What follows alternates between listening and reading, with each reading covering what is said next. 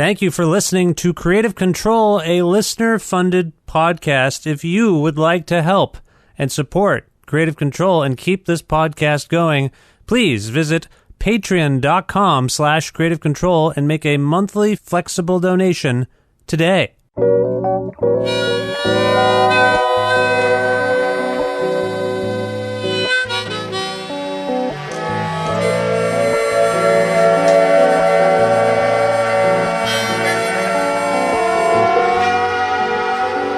Yves Jarvis is a gifted multi-instrumentalist, songwriter, and singer currently based in Montreal, Quebec. Originally from Calgary, Alberta, Jarvis has performed under different names, most notably Un Blonde, but recently began recording under at least two of his family names. His latest album is a hauntingly beautiful one called The Same But By Different Means, which was released by both Anti and Flemish Eye Records in the spring of 2019. Shortly after its release, and a few hours before he played the annual Guelph cultural gathering Kazoo Fest, Yves and I had a good talk about his artistic trajectory, his musical impulses and influences, the all-ages music scene in Calgary and life on the road, his new album and future plans, and much more. With the support of listeners like you who subscribe to this podcast and spread the word about it, and make flexible monthly donations at patreon.com/Creative Control, plus in-kind support from CFRU 93.3 FM, Pizza Trokadero, The Bookshelf and Planet Bean Coffee in Guelph, and Grandad's Donuts in Hamilton. This is the 488th episode of Creative Control, featuring the talented Yves Jarvis, with your host, me, Vish Khanna.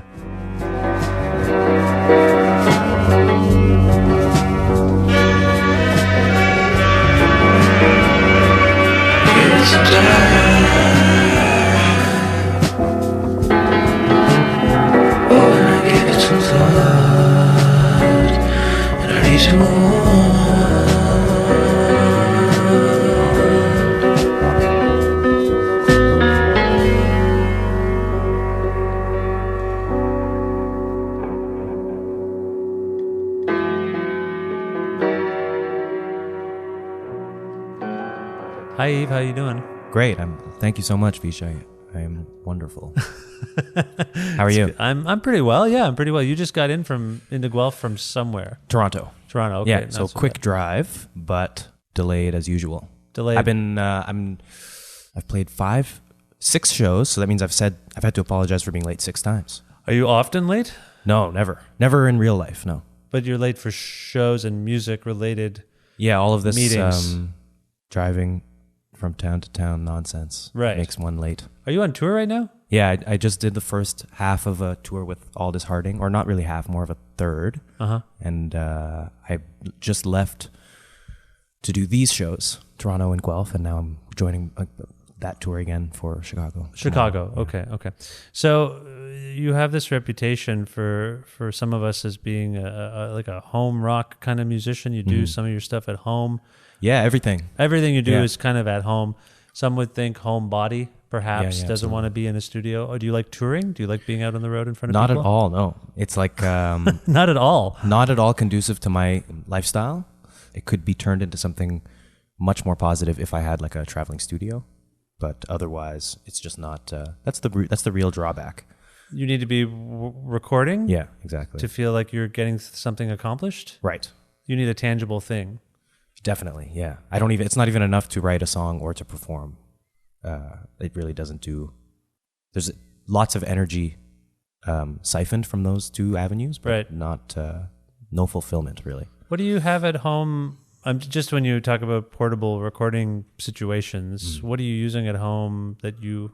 Is there... Like, I guess what I'm ultimately getting at with this line of questioning is like, could you not do any recording on the road, or is there not enough time, or do you not have the right equipment? What is it? I could squeeze it in depending on the vehicle that I'm in. It's really just a question of the vehicle. Right now we're in like a small Honda, so okay. There is no... That's really the issue, because I could record on anything, and I wouldn't, anything that would be readily available to document. Yeah. At any given moment, I would be comfortable using. So any sort of handheld or computer or anything. Oh, so it's not specific to your gear necessarily. No, that's not the That's not the issue. Are you an analog recording person, or are you a digital recording person? I do prefer analog for many reasons, but like I said, I'm just happy if the document sounds like what, it's like if I'm writing something, as long as what comes out is what I thought, it doesn't matter what medium I'm using. Okay. It's like a pen or a pencil or a marker, so to speak, or what kind of paper. It doesn't matter. It doesn't matter to you. Okay.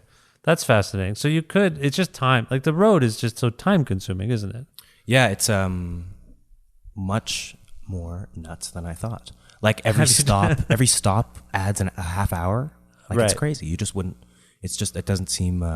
It doesn't add up. It's all tough. the time lost getting gasoline. Right. Stopping at a rest stop. Yeah. You can't handle it. No, I mean. It's a time suck. Right. Right. Yeah, and it's just difficult to manage. Well, how long have you been touring? This is my third tour. Okay. And I am doing so far I've only visited cities where I have been in the past before a couple of times. Okay. But now we're going into the West Coast, which is a lot of uncharted waters. Right.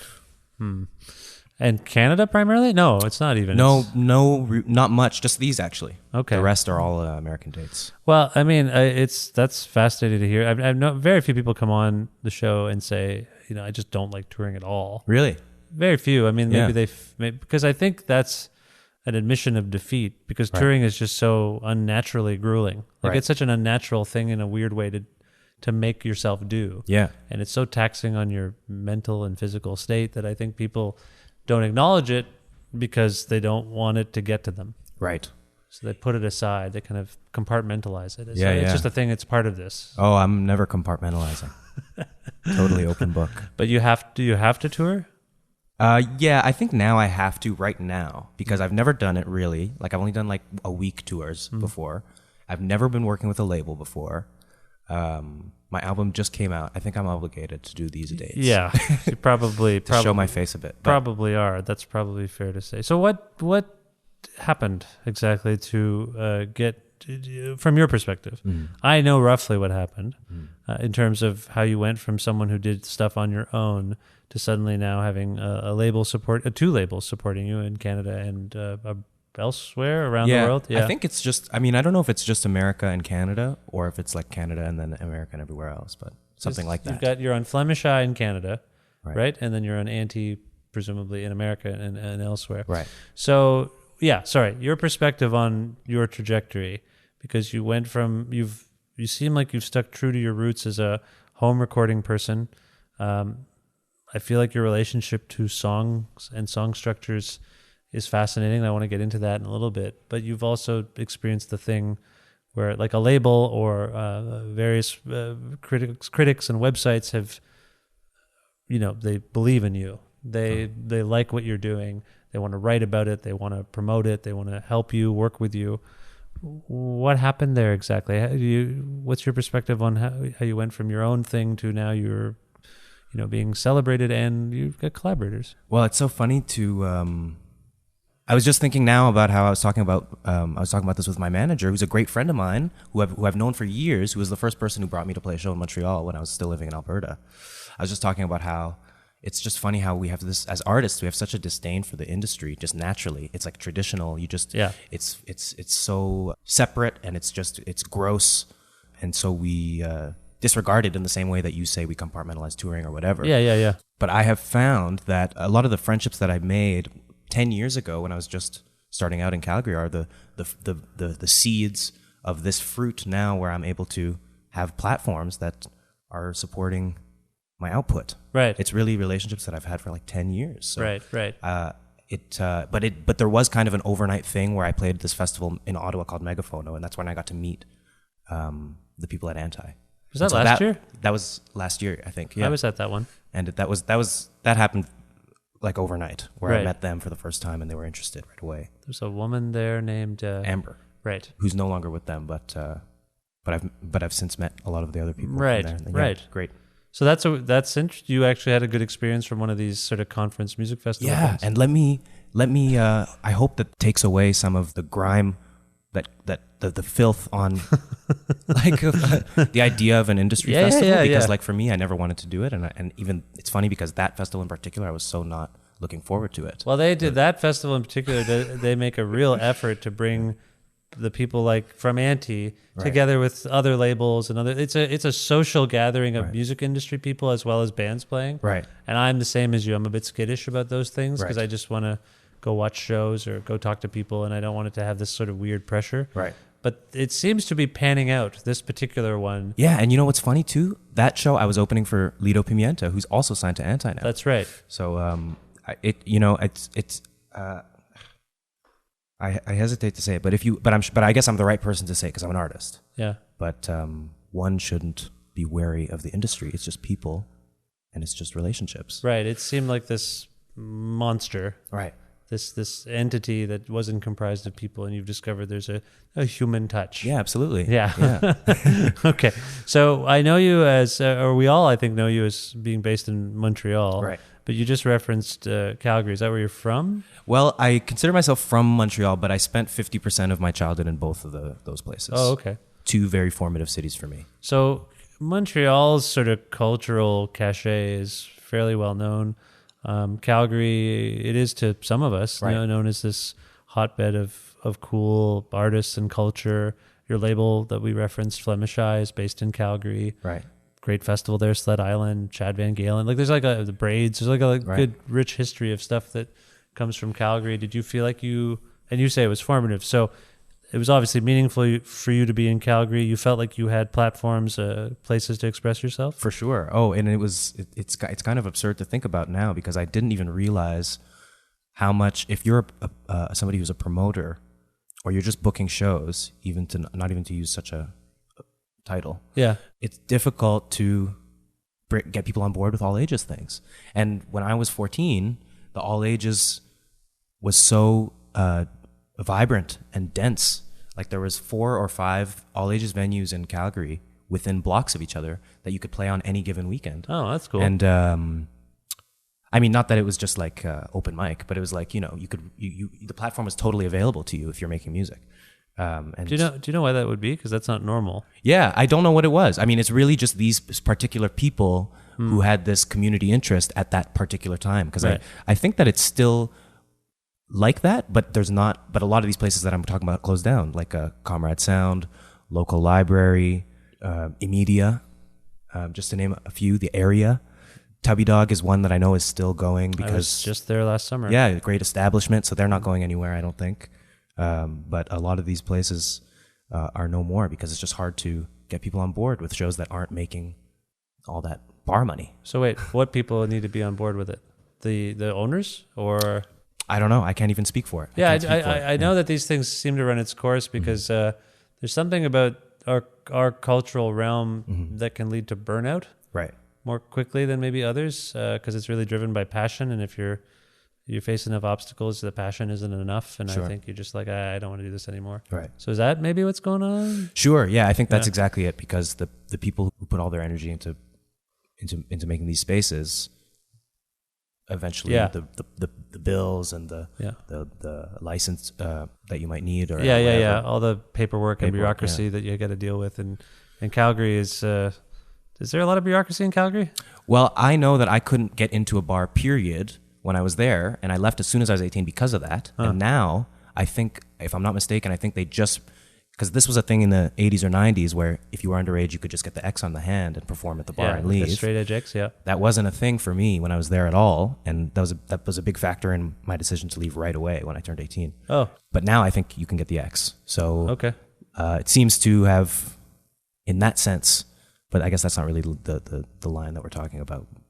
I'm not really sure what it's like to run a venue in Calgary. Living in Calgary is expensive, period. So it's an expensive city to live in? Yeah. Okay. When did you leave Calgary? If you say you split your time? No, I was there for a solid 9 years and in Quebec for a solid 9 years before that. And now you're just in Montreal? Now I'm just in Montreal, but I'm in Toronto a lot. And I left Calgary in 2014, as soon as I graduated high school. So I want to talk about your interest in music and maybe how that, like your earliest influences and interest in music, and how any of that has informed what you're doing now, which I alluded to this earlier. Like what you're doing is it's resonating with people, but it's very unique. For some, it would be very challenging, I would think. And you have a very interesting relationship with song structures, and I just want to trace that a little bit. Where does that come from? Do you have a sense of when you first got into music and what it was that you caught your attention? Yeah, well, I've always been playing my whole life, and I've always been an incredibly rushed learner. Like, I don't give myself You rush yourself? I rush myself to learn things. My son is like that. Yeah. Or he claims he knows how to do something. If I was trying to teach him an A chord the other day on the guitar, and he barely got at it, and he was like, "Oh, I got it. I figured it out. I know how to play guitar now." So it feels like a rushing. I don't get it. But is that what you were like? Sure, but I wouldn't. I mean, I don't know. I don't want to speak for your son's situation, but I wouldn't like kid myself if I wasn't getting the results I wanted. Right. I'm not sure if the result he wants is. He just thinks he wants to be able to say that he knows how to do something before he can even do it. Right. It's like a know-it-all thing. A know-nothing, know-it-all. Right. Yeah. For me, it's more of like a bulldozing. Bulldozing through the theory to get to the result without the theory, without the time invested. That sounds just like my son. Right. Like, I want to teach you how to do a thing. No, I know how to do it. Right. I'll figure it out. It's almost like he's willing himself to make himself learn or something. Right. Is that what you did or do? Yeah, I just always felt like theory was not my route. Theory and like no sense was ever my route. And while I did it for years and studied all sorts of different theory for years, the application and the role that it plays in my work today is very slim. And that's a result of my impulsivity. But what do you remember? Do you have any memory of what you first heard that wasn't yours? You say you were always playing. Right. But there must have been something that prompted you. Was it just that there was a piano or a guitar or an instrument kicking around and you picked it up? Or did you hear something or see something on TV and think, oh, that's interesting. Do you remember this? Well, my parents kind of funneled me into music, for sure. I don't think I had any other... I was doing sports and all this.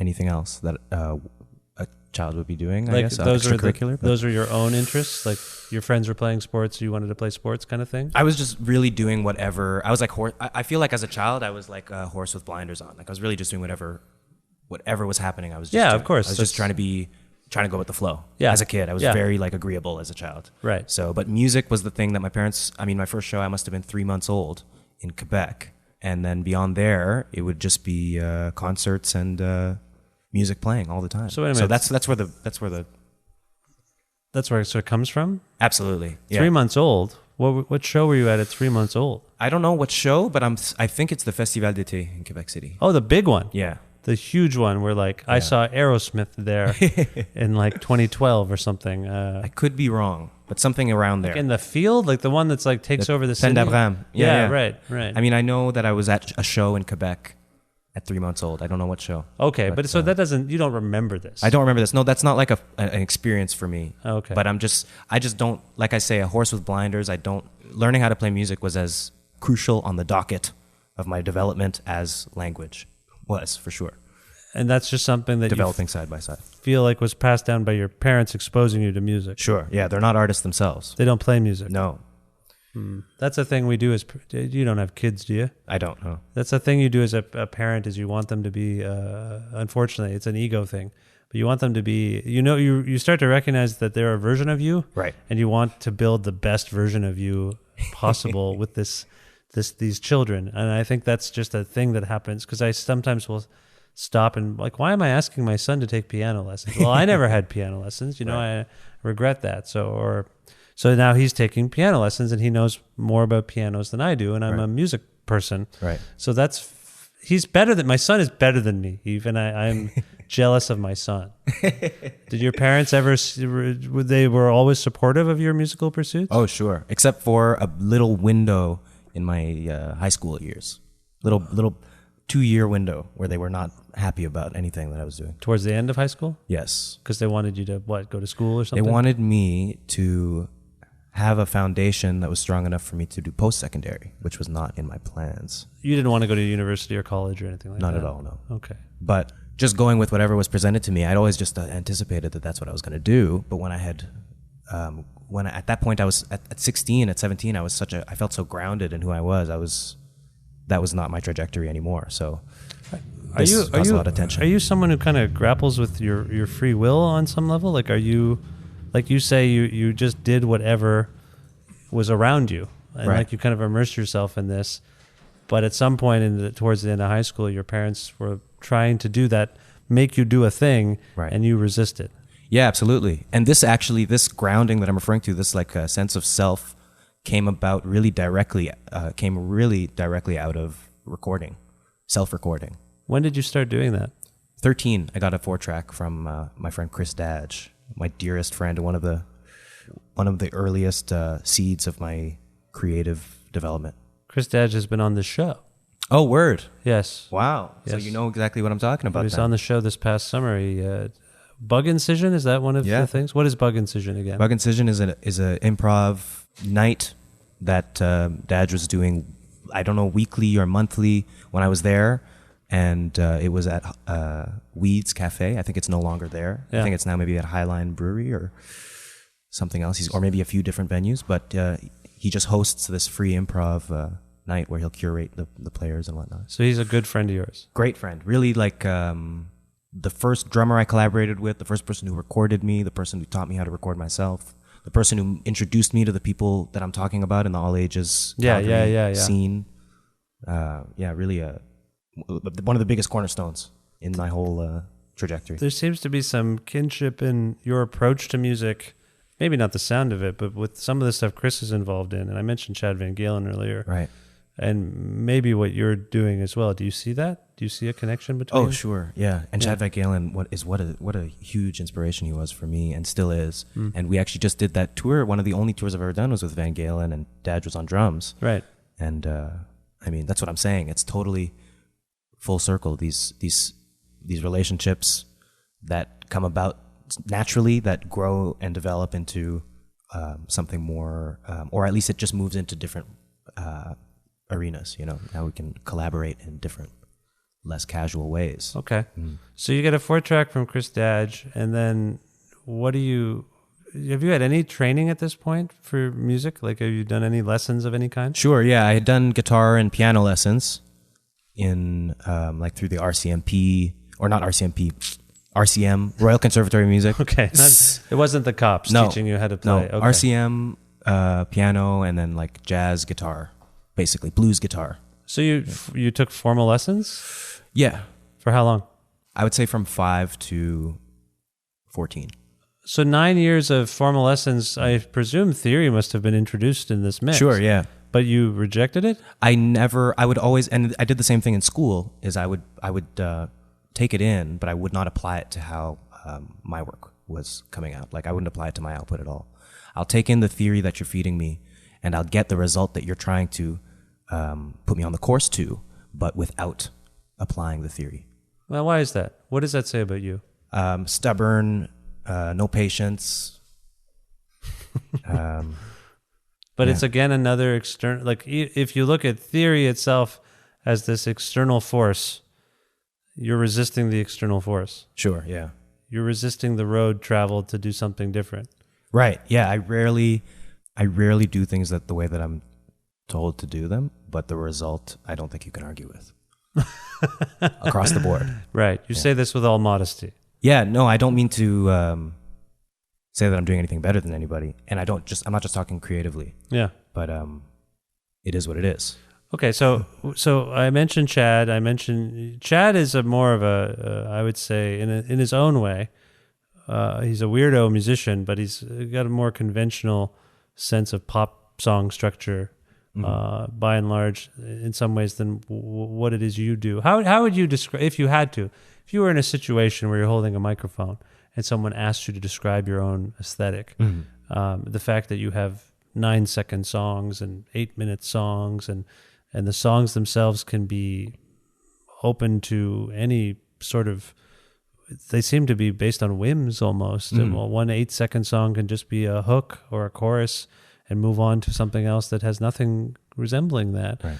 That reveals a real adventurousness and open-mindedness, and that's to be celebrated. But I also wonder how you describe what it is you do, and whether or not this open-endedness is totally something that it works all the time for you, or if it's ever like, maybe I should rein this in. Like, do you have these impulses? Anyway, I'm maybe drawing too many conclusions in my question, but how would you describe what it is you do and how you approach songwriting? Well, in terms of genre, that might not be answering your question at all. It might. But I'll start with just, I love to preface anything with free. So whatever anybody wants to call me, I would say it's that. It's free that. Free blank. So if people want to say that I'm R&B, then it's free R&B. People do want to say you're R&B. Yeah, they really want to say that I'm R&B, and that's totally because of how I look. You think? Oh, definitely. Because I feel like I feel like most of my vocal inspirations are women. I feel like a lot of the music that informs what I've put out is not the music that journalists compare me to. But that has changed recently. What are they comparing you to now? It's always D'Angelo, always. See, I was just walking with two people, and one of them was like, Yves Jarvis, what is that? Who is that? What do they do? And I said, this was the person in between me and my friend. Mm-hmm. I said, well, I kind of get like a Eric Chenot, Sandro Perry, home rock, home recording kind of thing. And then my friend quickly interjected, but it's R&B. And I said, yeah, it is. Like, do you reject R&B? No, I don't reject anything. You're free, whatever. Yeah. Okay. I don't reject anything because I'm really informed by everything. Like, I really take in all music. I've never limited myself to what I'm taking in.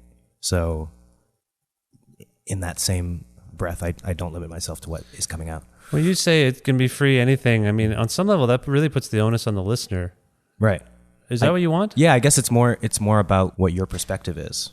Like, I mentioned two names there. I don't know if you were even familiar. Are you familiar? Sure, yes, absolutely. You know those guys? Eric Chenot, I love their work. And do you see, like, when I say that, are you thinking, that's not even close?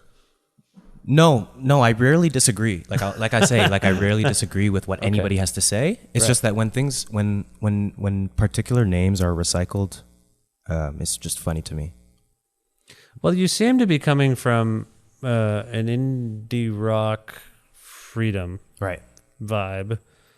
But like you say, because of how you look and some of the tones you employ, and every once in a while there's like a Dilla beat or something. There's just like a synthetic beat that comes up, and within all the other stuff you've layered onto the song, it doesn't sound like anything else. But we are conditioned on some level to draw comparisons and conclusions about where you're coming from. Yeah, it's fair.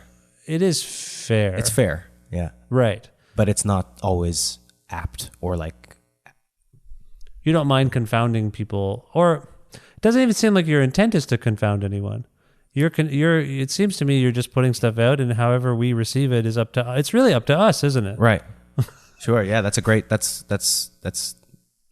right. But the responsibility of, I think the reason we like, no, it's like this, because we don't want that responsibility. Like, we want to be able to relate whatever you're doing to what we know. Right. To make sense of it. Right. So when you reject any genre signifiers that are applied to your music, you're actually putting more pressure on us. That's true. That's a very good point. And as a listener, it like makes total sense to say, you know what? And I love this in terms of like a press release or whatever. I love you might like this if you like this. Yeah, the RIYL, recommended if you like. Right. Yeah. That's a great tool to relate like a product to people. But that's not what the product, but the product is much more than that. And it is what it is. So it's really a disservice. You're really doing a disservice to any creative work to box it in anywhere. You wouldn't RIYL your own music. If you ask me what I listen to, I can give you a list, but I wouldn't put it in that format. But all of that does inform what you make. Right. So what are you listening to? What do you listen to with regularity? I'm going to guess D'Angelo. No, I'm not. I love D'Angelo. D'Angelo's cool. That is... he's probably in there. I feel like definitely. Oh, definitely. He's in there with Let a me see lot if of... I have my thing. You have your... Yeah. No, I'm just curious. I never know what I'm listening to. You never know. But I mean, my top number one, Beefheart, exploding music, Captain Beefheart. Yeah, that's number one. Okay. Tied for number one, Joni Mitchell. something in sprawling narrative. something within you appreciates deconstruction. Sure, yeah. And sort of not easy to swallow music. Yeah.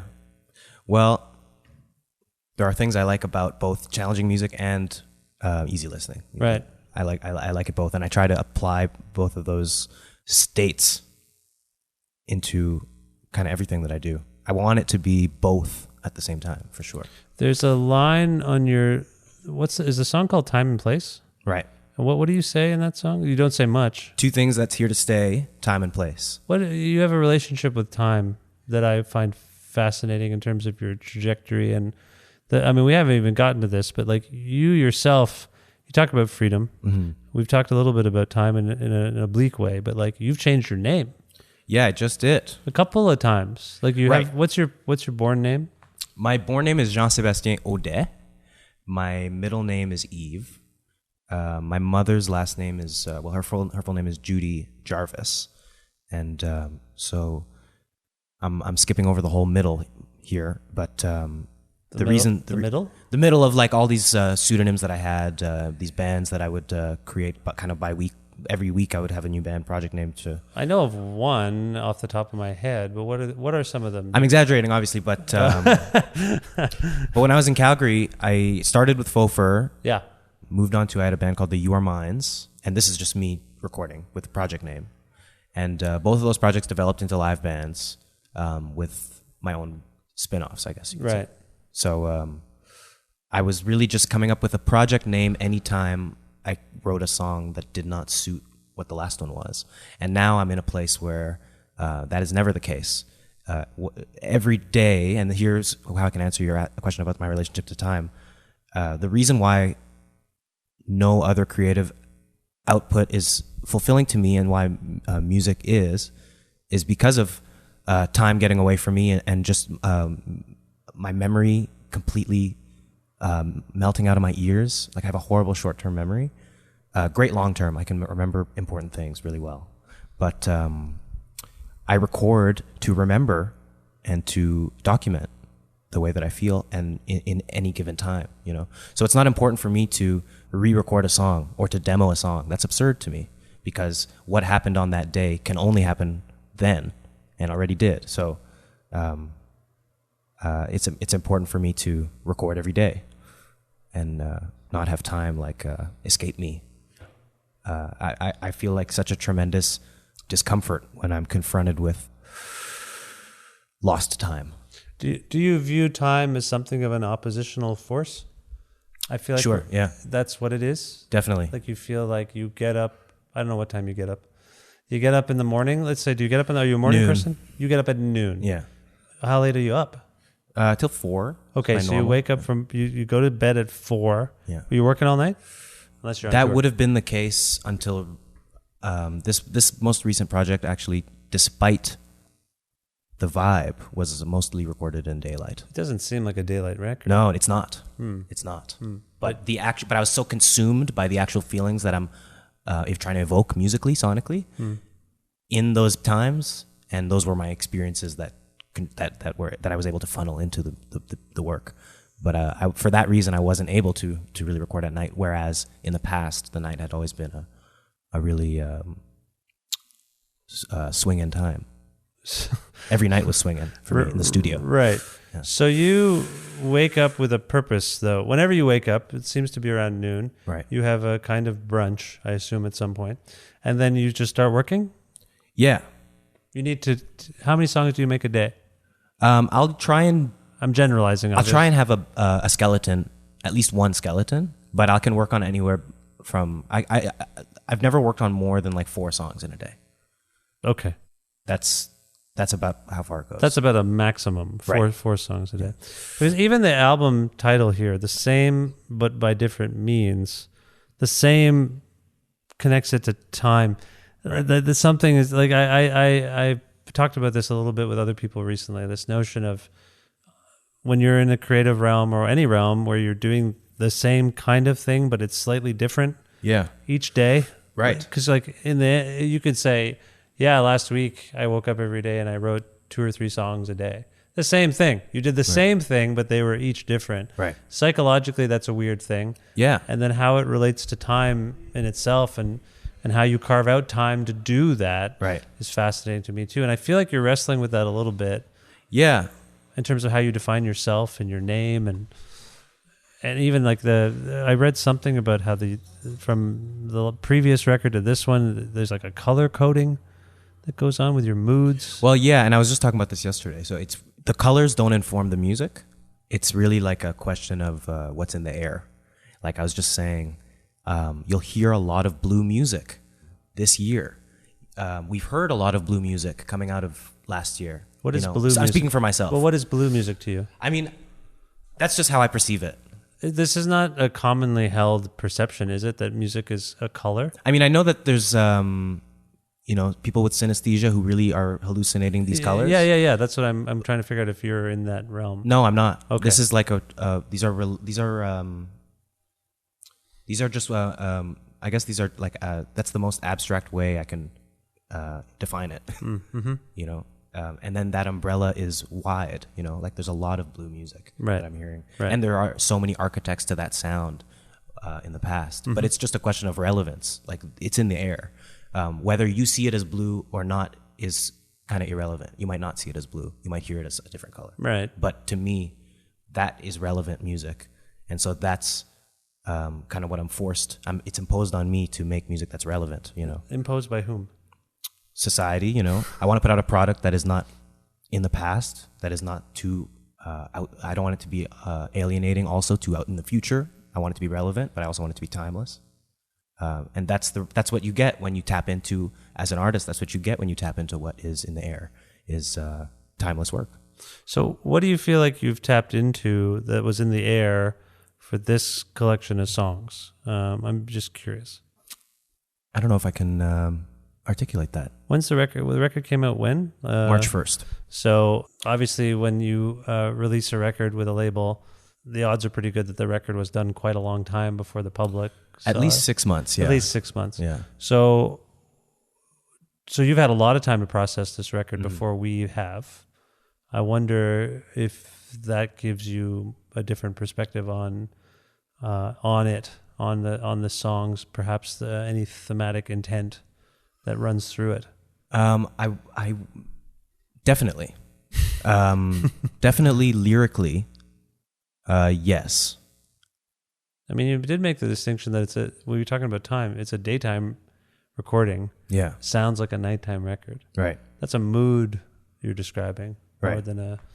more than a time of day almost. Right. So you've captured a nighttime mood throughout the record, would you say? Yeah, definitely. I mean, there's plenty of brilliance on the album sonically. I want it to be brilliant, bright, electric. Yeah. But that doesn't take away from this night.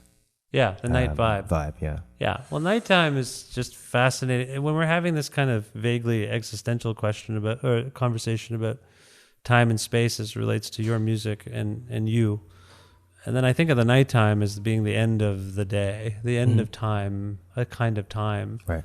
Is that really, do you relate to that at all? Like, Sure, your yes. hours are kind of different than some of ours if you're up till 4. Right. But the nighttime is a calm, strange time, isn't it? Very strange. Surreal. Very heavy. Yeah.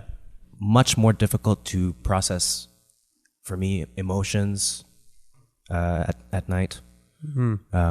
It's like they wash over me in a way that I can totally shrug off in the daytime or process quicker. So to speak. Why do you suppose that is? I want to say it's just the moon. The moon itself? Yeah, Just the moon. The moon, the stars. Yeah. Not in a astrological sense, but in a physical sense, really. Well, it's a bit daunting. I feel like it's isn't pulling on me in a way that is much lighter in the daytime. In the daytime, it's a much lighter. Of course, these forces exist around the clock, but to maintain in the daytime is much more of a breeze. Well, but of the two times of the day and the night, what I'm picking up on your record is a lot of enigmatic. There are some enigmatic aspects. There's some mysterious aspects. I think of the night the same way. Right. Like when I'm going out to put the trash cans out, and when I've forgotten to do it, when I should have done it, and it's midnight or it's 1 a.m. or whatever it is, I don't normally forget that. I don't wake up in bed being like, I forgot to put the trash. I don't want to mischaracterize. I don't want to lie to you.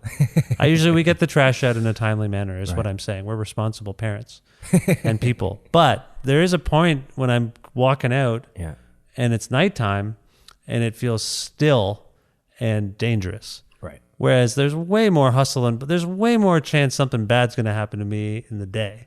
Right. And so I wonder if you grapple with any of that on some of these songs or in your process, in your practice of being, because there's a solitary aspect to the record and there's a solitary aspect to recording at night, I assume. Yeah. The world's asleep. Right. You can't order a pizza. You likely can't talk to anyone. Right. Is that informing what you're talking about? Like the kind of alienation? Or you say you don't want other people to be alienated, but are you writing from a place of isolation on some level? Definitely. Yeah. I'm always alone in the studio. I did record the drums on the album in a studio of a friend's. I played them myself, but I didn't have the space to do that where the rest of the record was made, where I live. Which is at your house, yeah. But otherwise, I'm always isolated when I'm recording, and so I think that makes for a piece of work that is best digested alone. I think it's a difficult album to listen to with other people around, even if it's on headphones and there's other people in the room. I feel like it's difficult to digest that way. You're not an antisocial person, are you? No, I was just talking about how I am very social. I struggle a lot with socializing, but not in terms of relating or in terms of getting down. Like I love to socialize, but I struggle with the implications and the expectations and the maintenance of relationships and all that. Sure. You like people? Sure. Yeah. Some days no, but it's maybe about once every month that I don't like people. Here's what I've learned about you so far. Homebody. Yeah. Doesn't like to tour. Right. Stubborn. Right. Impatient.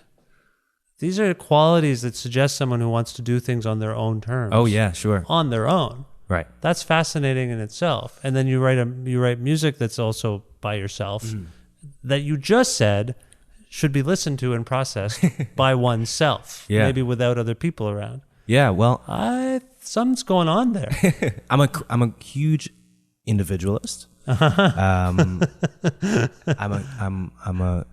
think that there's a lot of strength, energy, power there. There's a lot when people come together. Of course, it goes without saying. I'm not saying you don't value people. You've talked about Grandad. You've talked about the people in Calgary that set up these all ages venues. Right. You clearly believe in people. Sure, I'm not trying to paint you as some sort of misanthrope or Larry David type character or whatever you will, but I feel like you are driven by yourself. Oh yeah. Like you know that the only person that's going to drive you forward and help you achieve it's not going to be the theory, it's not going to be anything else. You want to get to the goal, right? And I think you have a self-belief that propels all of that. Sure, yeah, there's a fire that has always been going. Yeah.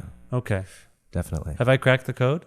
Definitely, yeah. You hit the nail on the head. I got it. It's all done. That is, yeah. And these are all neither negative or positive traits. I use a lot of words to describe myself that I think have negative connotations, but these can all be positive things in the right context with understanding people around you. Musicians and other people who freeze emotions and thoughts in place and then eventually distribute them to the world. I asked you about whether you've processed the record, right? On some level. When you think about these songs, have you learned something about yourself that has profoundly shifted you in some way in terms of what you've expressed here? No, but I'm very yes, but all I can say about that is that I'm very compelled to react to it, which means that I cannot wait to react to this last record that I just put out. React meaning make another one. Yeah. Almost in a response to yourself. Right. Because now, are you feeling differently? Thinking differently? Well, you asked me if I feel like I want to rein anything in earlier. And I did say that, yeah. I don't feel like I want to. I want to be unhinged. I want to be swirling, tumbling. I love a sound that's tumbling down towards something. And All right. No, these are big questions. And I just, it's all leading to kind of what's coming up next for you, because you've made this very acclaimed statement. Your records have been acclaimed by critics and by fans alike. And it doesn't seem like you need to change anything per se. well, nothing will change. I mean, this album title, you can, I'm sure you can apply to my career. It'll always be the same. But I will also always be reacting to myself and destabilizing what is destabilizing things from the angle of expectation and from the angle of getting comfortable for me. So I look forward to doing that, and that's all I can say about what's next. Have you started? I haven't. No, I don't have a studio anymore. I don't live in my studio anymore. Oh, you moved? Yeah, I moved, and I'm like not stable right now. Oh. So like in that sense.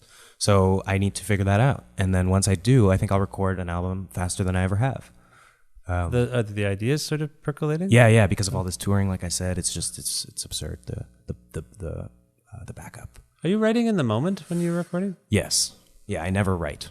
You just, whatever you say kind of, and then you maybe revisit it. Yeah. I never write. Like any bed of a song that sounds like it has a structure that I'm following is improv. It's just a good take of that I was able to. I'm always whenever I have a song that has sections, I was lucky enough to be taken there. It's not something that I structured. I'm hearing the Chris Dadge in you, in trusting that moment. Yeah, sure, absolutely. You're someone who really trusts the moment. Oh yeah. So when you're gonna, as we're speaking right now, you're gonna play a show in Guelph for Kazoo Fest, and we're all looking forward to that. But in general, are your shows somewhat not improvised? Do the songs shift radically from what we've become familiar with on your records to what you bring to the live show? Yeah, I think that the instrumentation is not so radically different. In fact, I think it is, in a more subdued way, in a more condensed way, it is an accurate representation of the whole sonic palette of the project. Yeah. While a lot of elements obviously have not been incorporated to the live show. What is your configuration for today's show, for example? I've got an organ, a keyboard, and a guitar, and a sampler. And you're doing everything yourself? Everything myself. I'm solo. Okay. And singing, of course. Yeah. Is that what you always do?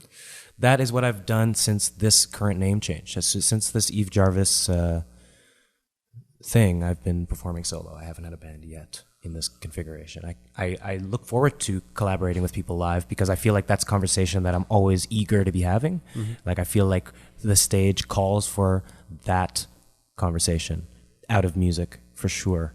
But for the time being, as I make my splash with this project, I think it's more appropriate for me to be alone.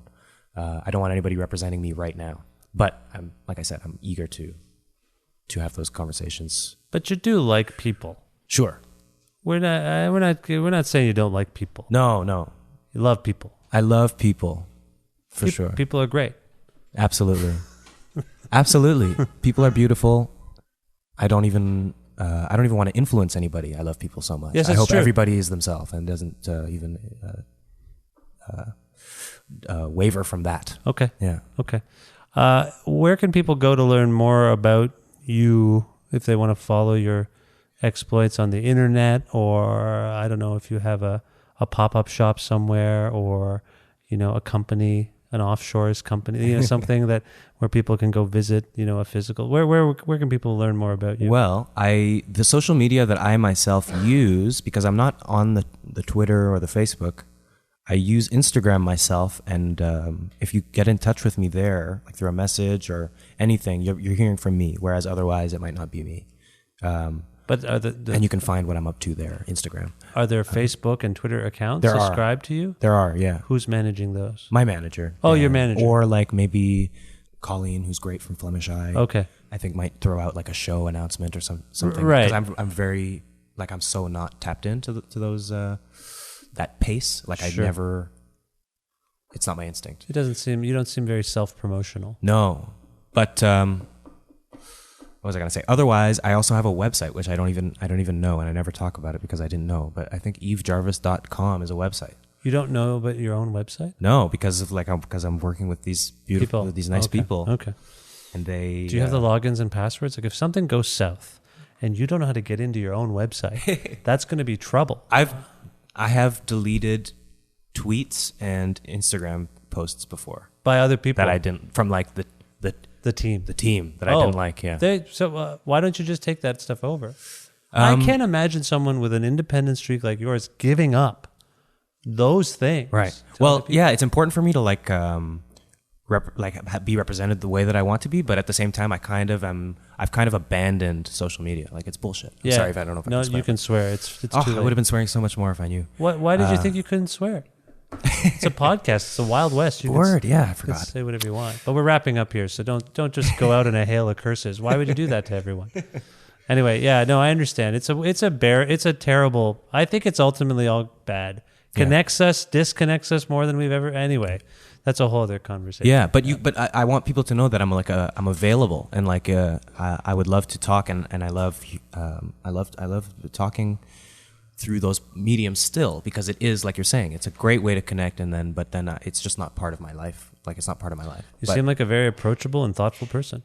Oh, well, likewise. Oh, well, thanks. Because this is so comfortable, and this is I'm pretty sure the only time we've had a conversation. Yeah, I don't think you and I have spoken before this, as far as I know. Yeah. Well, I do thank you for this time, and I appreciate you being on this show. If there's one song from the latest record or anything else that you want to go out on that that's within your power to to say is okay, what would you choose? I think at this time, my pick on the album that I put out is Out of the Blue, Into Both Hands. Okay, why is that? I think it's the most representative of the project as a whole. It cycles through these vignettes that I think are present on the rest of the record. Okay. Yeah. Okay. This is Out of the Blue, Into Both Hands by Yves Jarvis from the new record, The Same But by Different Means. Yves, this was really fun. I hope you enjoyed it. I know I asked you I hope I didn't grill you. Not at all, no. I hope you enjoyed it, and I wish you the best of luck with everything. Well, I appreciate your time so much, and I appreciate your thoughtful questions and insights and considerations.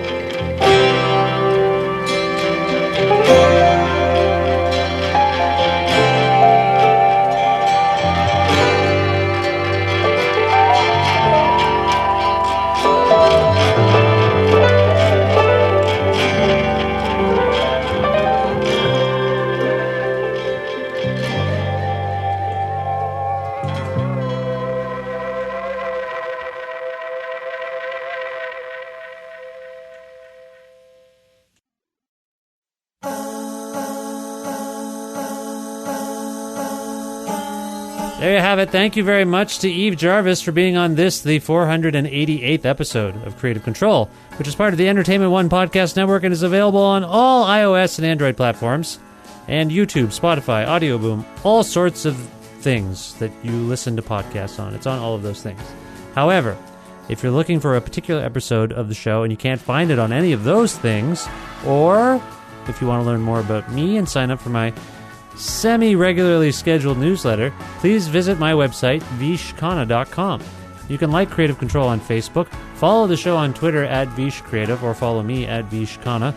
Listen to a radio show version of Creative Control on Wednesdays at noon Eastern Standard Time around the world at CFRU.ca or on an actual radio at 93.3 FM if you're in or near Guelph. Also, please visit patreon.com/Creative Control to make a flexible monthly donation to keep this podcast going. Thanks again to Pizza Trokadero, The Bookshelf, and Planet Bean Coffee in Guelph, and Grandad's Donuts in Hamilton for their in-kind support for this show. Thanks, as always, to Jim Guthrie for letting me use the instrumental version of The Rest Is Yet to Come to end this show each week. And finally, thank you. Thank you for listening to this episode, subscribing to the podcast, telling your friends to do some of those things as well. Check out the show. That helps spread the word about it.